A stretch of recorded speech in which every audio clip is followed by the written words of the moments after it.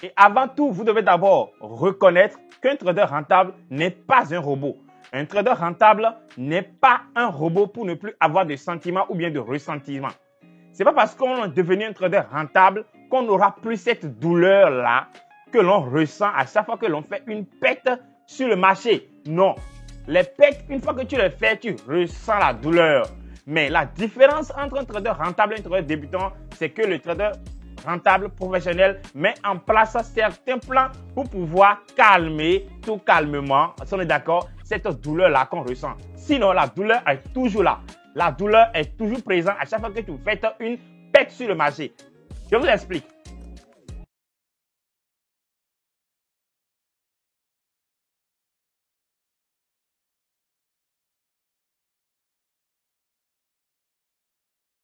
Et avant tout, avant qu'on ne commence cette vidéo, avant qu'on évolue vraiment dans la vidéo, je vais te demander de t'abonner si tu ne t'es pas encore abonné.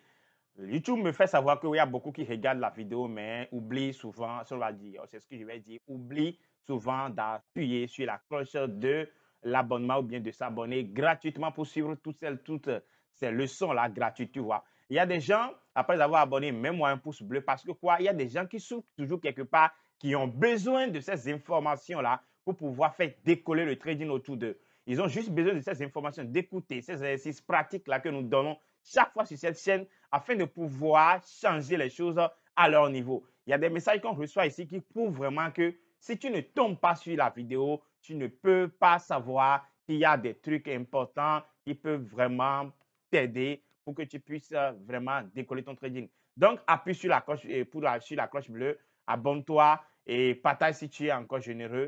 Mets-moi des commentaires si tu es encore généreux et continuons d'avancer ensemble. Parce qu'en réalité, dans ce monde de trading, nous devons rester ensemble. Surtout nous, les jeunes aujourd'hui, nous devons essayer de trouver un moyen pour se mettre ensemble afin de pousser le truc, de mettre ensemble, de pousser ce boulot et réaliser notre objectif que nous avons chacun avec le métier.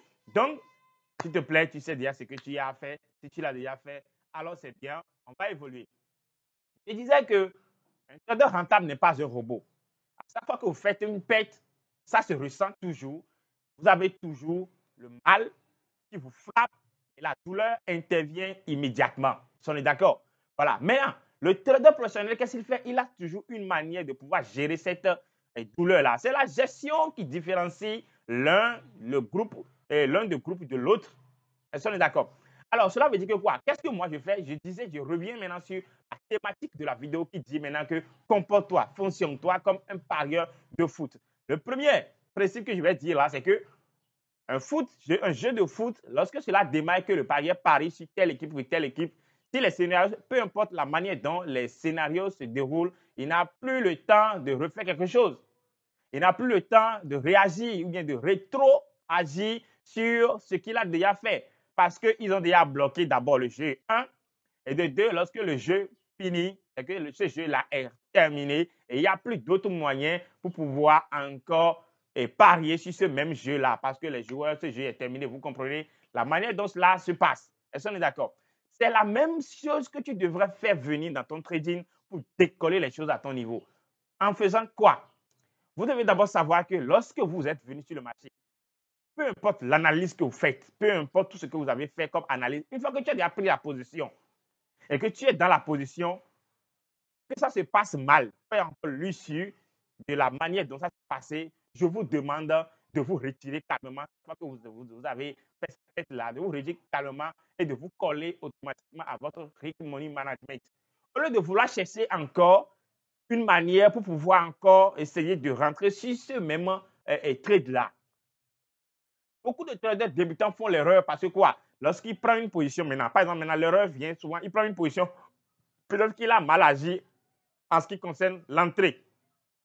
Et quand il fait l'entrée, position déroule correctement et il y a une bougie longue qui vient, qui le fait sortir rapidement avant que le marché se comporte encore comme s'il veut encore aller dans son sens.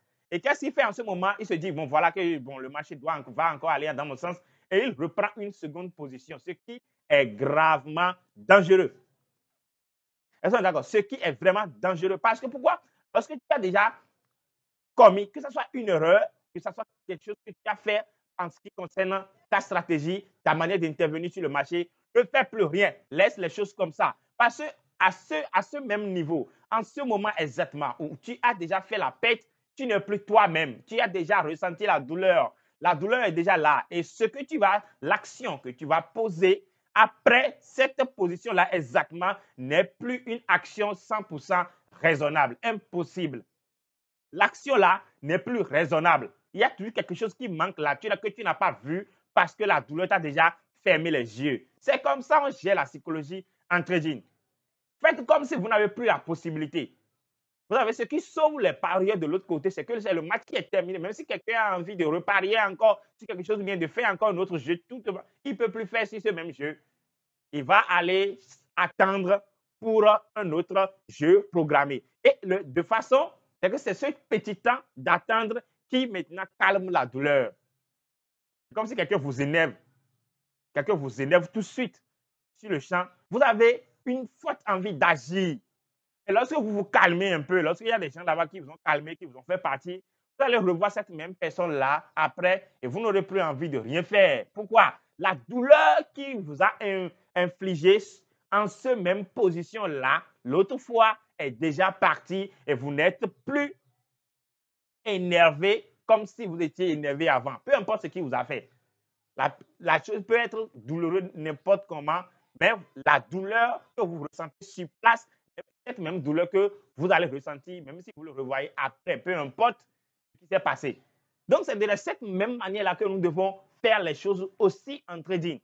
Lorsque tu prends une position qui va, moi, par exemple, maintenant, lorsque je prends une position, lorsque je m'engage, j'ai appuyé sur la position, j'ai pris la position, peu importe l'heure que je fais, si je perds ou bien l'issue de cette position-là, ou bien je suis sorti et trop tôt, il y a des gens même il y a parfois même que je vois maintenant que la position évolue bien dans mon sens et je réduis à mon entrée et la position me fait sortir. Après, la position fait comme s'il veut encore continuer dans mon sens. Moi, je laisse tout déjà et je ferme calmement mon ordinateur parce que je sais que ce que je vais faire là, tout présentement, ne serait plus exactement comme si ce que j'avais fait lorsque j'étais venu sur le marché où je n'avais pas encore eu cette situation. Et on est d'accord. Donc, qu'est-ce qu'il faut faire? La solution est que, peu importe ce que vous faites, lorsque les choses se passent d'une manière à une autre, ne cherchez pas à savoir qu'est-ce qui s'est vraiment passé sur ce même, en ce moment exactement, bien sûr, cette même position, tout de suite. Ne cherchez pas à savoir. Coupez d'abord. Il vous a fait sortir, vous avez tapé votre stop. Coupez d'abord. Sortez comme ça d'abord dans votre position. Et laissez les choses aller de cette manière-là. Après ou bien à la fin de la journée, peut-être si vous êtes un day trader, ou bien après quelques temps, vous pouvez revenir sur la position et voir calmement ce qui s'est vraiment passé, bien l'erreur que vous avez commis afin de le mettre dans votre journal de trading pour mieux s'adapter l'autre fois. Mais ne cherchez pas à corriger en même temps là. Ne cherchez pas à savoir qu'est-ce que vous avez fait de mal en même temps là. Si vous avez placé mal le stop et tout sur la position, ne cherchez plus à savoir. Vous êtes sorti, c'est bon, calmez-vous, vaquez à autre chose d'abord et après vous allez revenir. Ce n'est que comme ça, ce n'est que de cette manière-là que vous allez finir vos mois en positif. Moi, je dis toujours, être trader rentable, c'est de finir son mois en positif. On ne veut pas savoir combien tu as fait, mais on veut juste savoir est-ce que tu arrives à finir tes mois en positif. Ça peut être 2%, ça peut être 3%, ça peut être 4%, 5%. C'est déjà bien, comme ça. Et c'est là qu'intervient en même temps l'affaire de capital. Ici, nous passons des challenges pour des gens. Nous aidons les gens à passer leur challenge, à obtenir des comptes. Une fois que vous êtes déjà rentable, contactez-nous directement, achetez votre compte, contactez notre service. Ça ne vous coûte que 15 000 francs, peu importe le compte que vous avez ajouté. Et nous allons vous ajouter dans notre groupe de Prime VIP où nous aidons toute la communauté, tous ceux qui veulent, à obtenir leur compte directement. Et le nombre est aussi réduit. Il y a plusieurs groupes qui sont créés. On essaie de vous suivre au moins 10 personnes dans un groupe et on vous suit avec les commentaires, tout juste à ce que vous validez calmement votre compte et maintenant vous pouvez commencer par trader tout simplement. Donc là aussi, c'est un autre service qui est là parce que je dis toujours la discipline, bien tout ce que je vous ai dit, cette gestion psychologique que je vous ai dit maintenant, si vous n'avez pas un bon capital, ça ne marche pas. Tu peux avoir un capital de $300, un capital de $200 et va dire que tu veux maintenant faire quoi? De gérer cette psychologie de cette manière. Non. Et lorsque tu as au moins un capital raisonnable, au moins c'est $5 000, mais $10 000, là, tu peux toutefois contrôler cet exercice-là ou bien tu peux mettre en pratique cet exercice-là calmement sans te gêner. Mais lorsque tu as un petit capital, c'est difficile, c'est compliqué et c'est pratiquement plus impossible et tu fais encore les mêmes erreurs, tu n'avances pas, tu fais le surplace, ce qui n'est pas bon. Est-ce qu'on est d'accord? Donc les amis, c'est la fin de cette vidéo. J'espère que vous avez beaucoup appris. S'il te plaît, abonne-toi, active la cloche de notification qui est vraiment très important. Et mets-moi un pouce bleu pour proposer la vidéo à d'autres personnes qui ont du mal à s'en sortir. Et ensemble, relevons le défi, relevons le défi, relevons le défi. J'espère que vous allez tous bien. On se capte pour une nouvelle vidéo très bientôt.